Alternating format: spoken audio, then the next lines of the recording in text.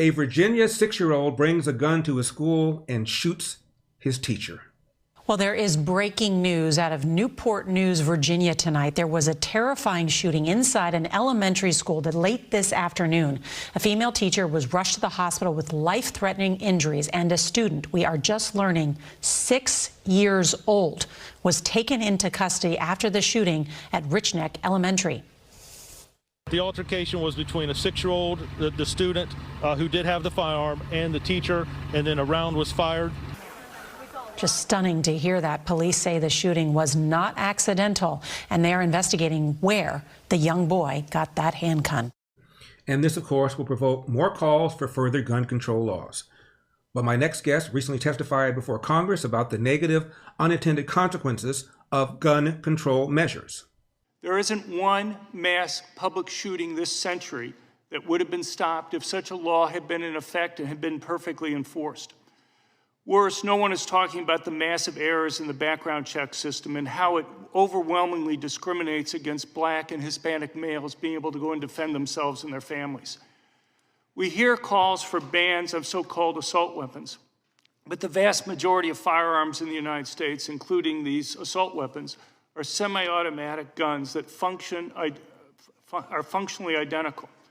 Even the influential Associated Press style book acknowledged earlier this year that terms such as assault weapon and weapons of war convey, quote, little meaning and, quote, are highly politicized, end quote. The AP makes it clear that these firearms are not used by any militaries around the world. Despite the references a couple times, they are not automatic weapons. President Biden has frequently said you only need an AR-15 to hunt deer if the deer have Kevlar vests. But an AR-15 functions exactly the same as any small caliber hunting rifle, firing the same bullets with the same rapidity and doing the exact same damage. Banning guns based on them looking like military weapons, the key phrase is often military style, makes no sense. Of course, banning all semi-automatic guns, as President Biden has repeatedly called for over the years, would mainly affect law-abiding citizens. While I guess at least is logically more consistent than banning military-style weapons, it would make it much more difficult for Americans to use guns defensively. If you want to ban all semi-automatic rifles, what's the alternative? A manually loaded gun, where you have to physically put another round in the chamber after you fire each shot? If you face multiple attackers, or you fire and miss, or you fire and wound but don't incapacitate the attacker, someone may not have the luxury of time of manually reloading the gun to be able to go and protect themselves. Please welcome Professor John Lott of the Crime Prevention Research Center, crimeresearch.org. Professor, as always, thank you very much for coming on.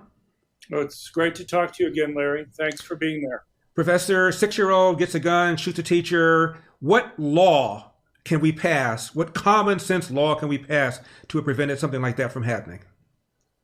Oh, we don't even know how the person got the gun. It kind of reminds me of Michael Moore's Bowling for Columbine, where he talked about a 6-year-old in Michigan shooting another 6-year-old. What Michael Moore had left out of his movie was that the 6-year-old was living in a crack house with his uncle. One of the customers of the crack house had passed out and had left the gun on the floor, and that's where he had picked it up. His mom was a drug addict who was nowhere around. I have no idea what the circumstances are in terms of how he obtained the gun yet in Virginia. We'll find out eventually, I guess. But, the thing is, they want to talk about mandating that people have to lock up guns in the home. First of all, if it was some type of bad home like that, it's not clear that they would be obeying the law. But secondly, when you go and mandate that people have to lock up their guns, they're not as readily accessible, but they're not as readily able to be obtained if you need to use them for self-defense.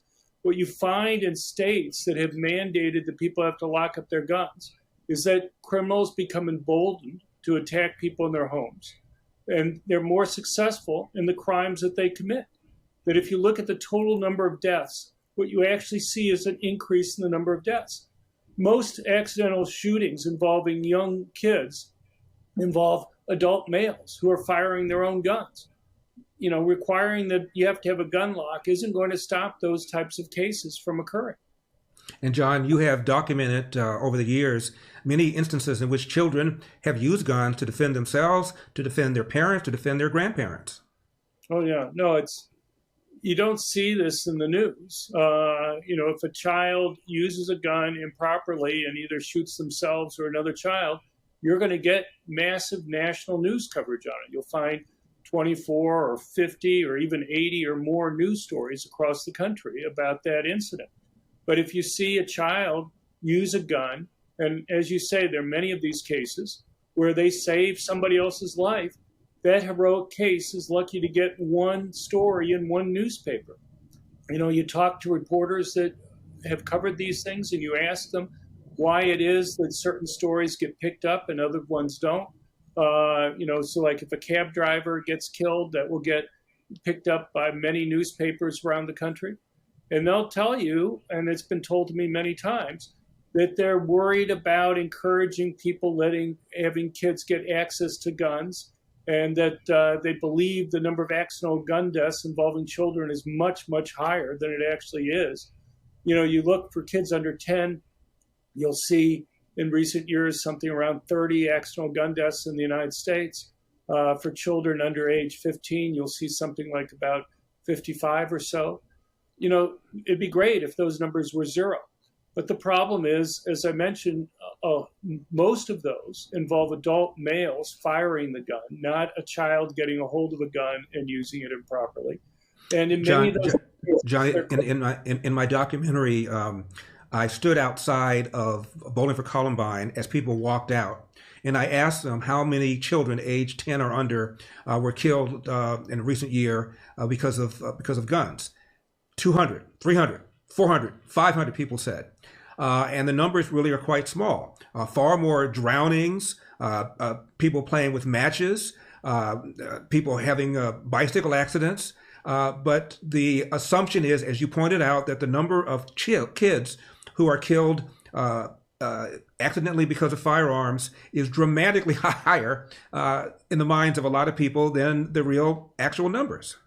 Well, the news media has a big impact on that. If they extensively cover those rare events that are there and don't cover the cases where children use guns to go and save other people's lives, you really can't blame people for coming to the conclusion that we should lock up the guns. Of course, the media has a big effect in general. The fact that they rarely cover defensive gun uses. I mean, when's the last time you watched the national news and they covered even dramatic cases where many lives were saved, where what would have been a mass public shooting was stopped by a civilian legally carrying a gun? It rarely happens, and in the few times that they do get coverage, they often mess up the story in some way. If people constantly hear about bad things but almost never hear about the benefits, you really can't blame them for coming to the types of biased conclusions they end up coming to. Finally, John, what would you advise a young mother, young father? They live in an area that's dangerous. They have little kids. Do you advise them to put the gun in a safety lock? Do you advise them to get a gun with a safe on it? Do you advise them not to get a firearm because they have little kids? What's your advice?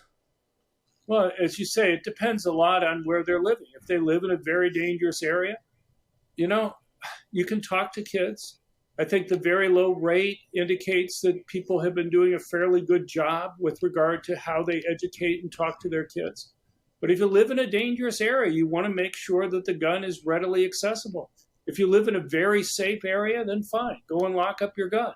It's kind of a continuum there, but I think people need to be aware of the type of area that they live in. Dr. John Lott, crimeresearch.org, crimeresearch.org. Did I get it right this time? You did. Thank you for practicing, Larry. I appreciate it. Thanks, John. I appreciate it.